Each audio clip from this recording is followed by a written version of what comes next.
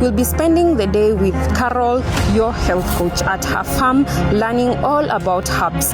And no, not your regular exotic herbs that you probably buy from the stores.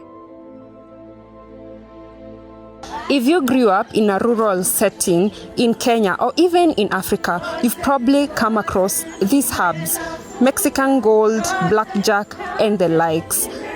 What exactly did they tell you about these herbs?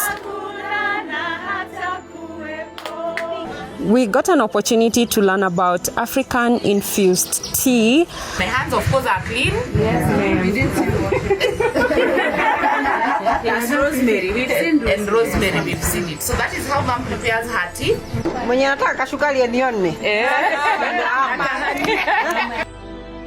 Have you ever thought to hug a tree and all the benefits that you could get from it? Connecting with nature is what we got to do. An emotional, beautiful, and yet very relaxing and fulfilling moment. So when you join IFNHP, you will have this chance to do this. Trees teach us how to live stress-free life. And so when you come here, you breathe in. In. Karibu. You should not miss out the next farm tour.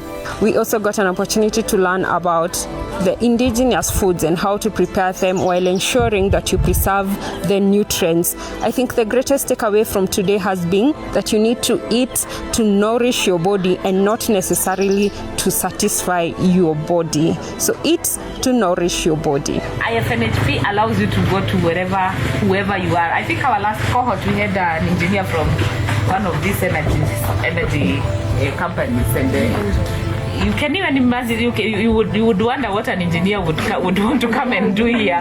We've had doctors, we've had pharmacists, we have had nutritionists. There you have it. What we've considered to be weeds have a lot of medicinal value.